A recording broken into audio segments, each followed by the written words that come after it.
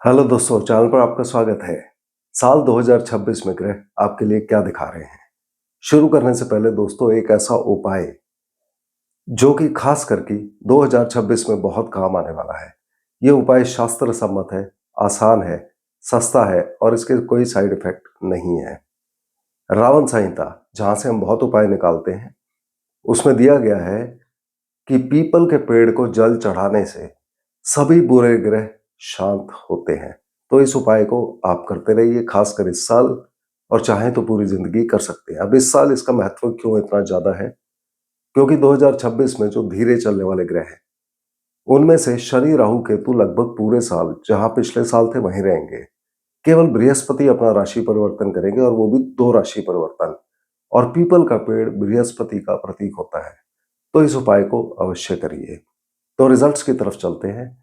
सबसे पहले सबसे धीरे चलने वाले ग्रह शनिदेव, जो अष्टम भाव में बैठे हैं। अब अष्टम भाव हम सब जानते हैं कि कमजोरी देता है, और शनिदेव इस कुंडली के अंदर छठे और सातवें घर के मालिक होते हैं। तो इन घर का क्या प्रभाव आएगा? छठे घर से हम नौकरी मिलना देखते हैं।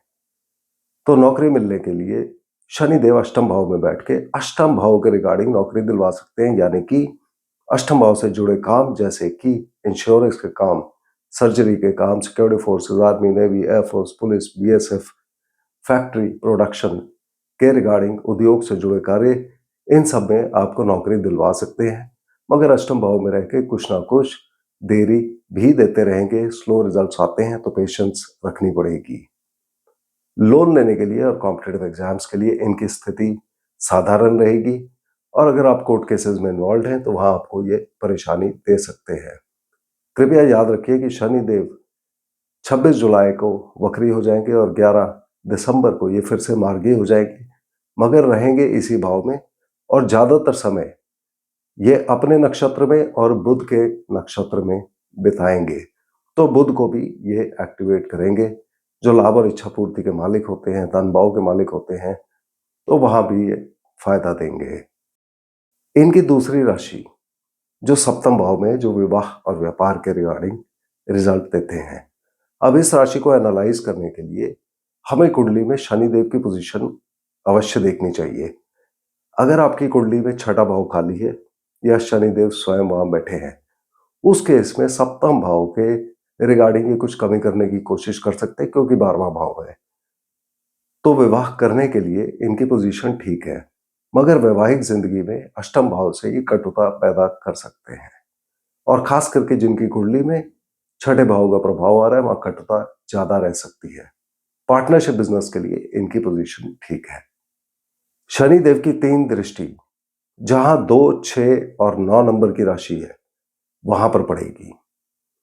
तो इनकी तीसरी दृष्टि जो 2 नंबर पे पड़ रही है, जो कि कर्म स्थान है, तो ये प्रमोशन इत्यादि में देरी दे सकते हैं।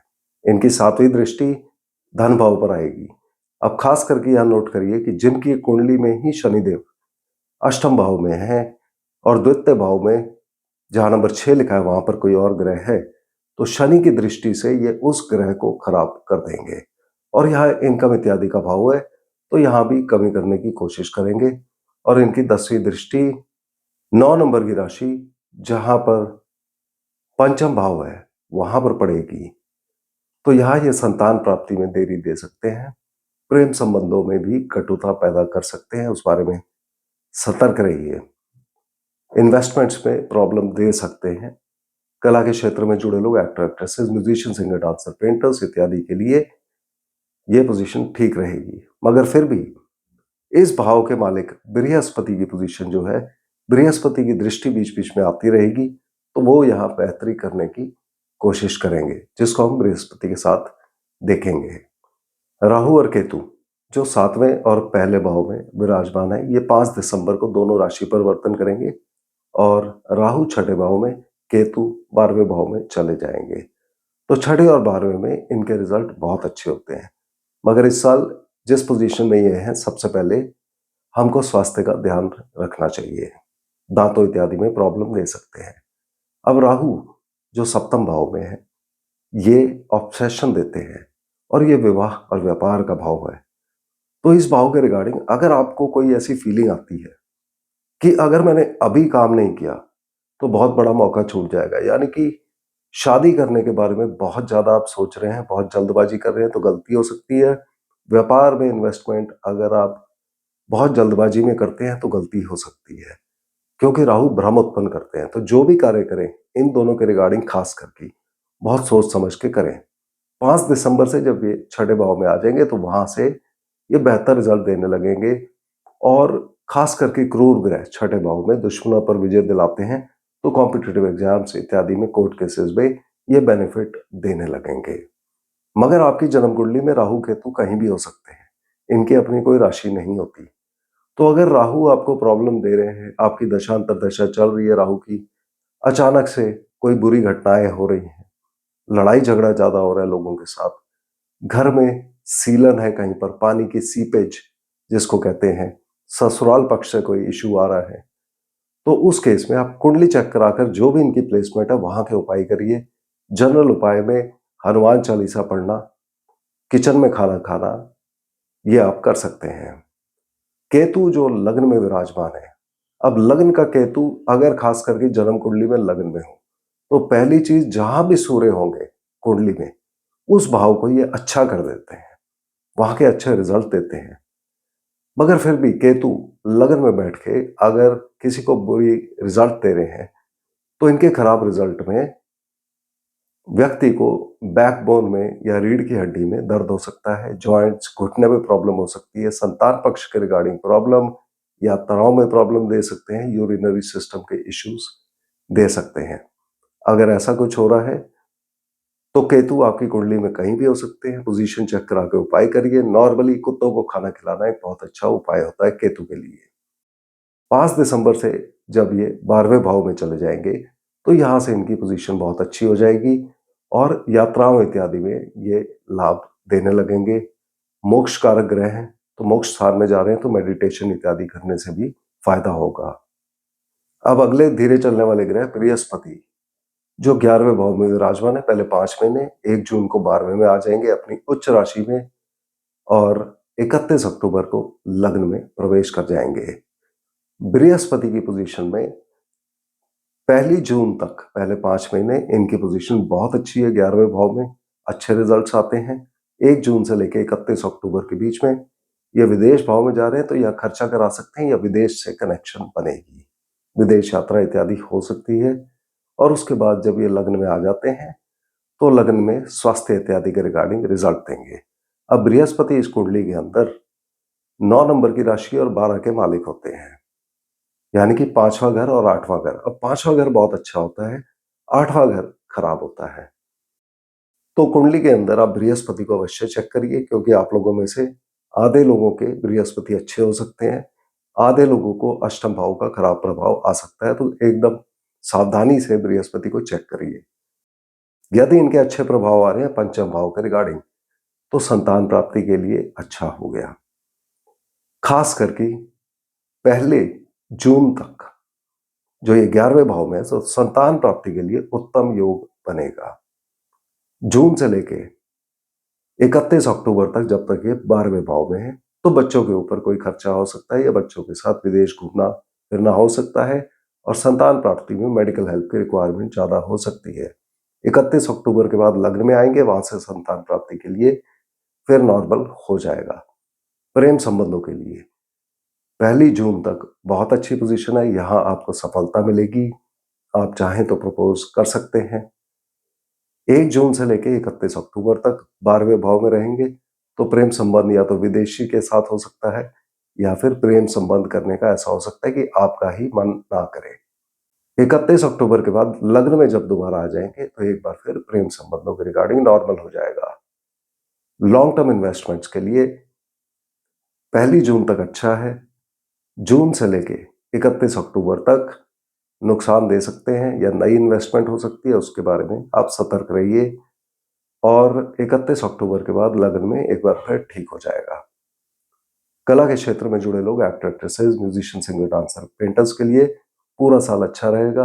पहली जून तक सबसे ज्यादा अच्छा, जून से अक्टूबर के बीच में इन कार्यों के लिए विदेश यात्रा हो सकती है। स्पोर्ट्स से जुड़े कार्यों के लिए भी यही रिजल्ट रहेंगे।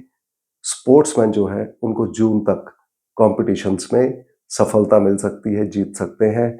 और जून से लेके 31 अक्टूबर तक, जब तक ये 12वें भाव में है, स्पोर्ट्समैन को खास करके स्पोर्ट्स इंजरी से सावधान रहना चाहिए। मगर जिनकी कुंडली में बृहस्पति का अष्टम भाव का प्रभाव आ रहा है, उन लोगों को यदि स्पोर्ट्स में है तो पूरे जीवन ही स्पोर्ट्स इंजरी से सावधान रहना चाहिए।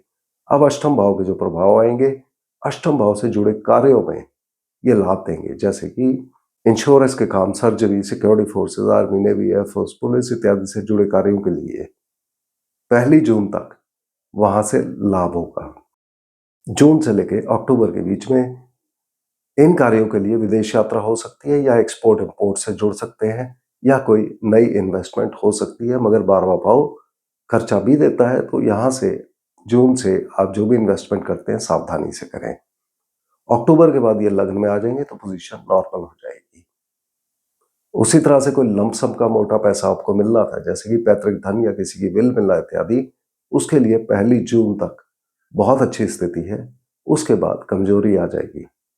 31 अक्टूबर से फिर नॉर्मल स्थिति हो जाएगी, मगर 1 जून तक सबसे ज्यादा अच्छी पोजीशन है बृहस्पति की। अब अष्टमेश होकर यदि ये किसी पे बुरा प्रभाव डाल रहे हैं, तो घर में किसी को सांस की तकलीफ, अस्थमा इत्यादि दे सकते हैं। सर के बाल पीछे से जहां चोटी बांधते हैं वहां से उड़ सकते हैं। सोना गुम या चोरी हो सकता है।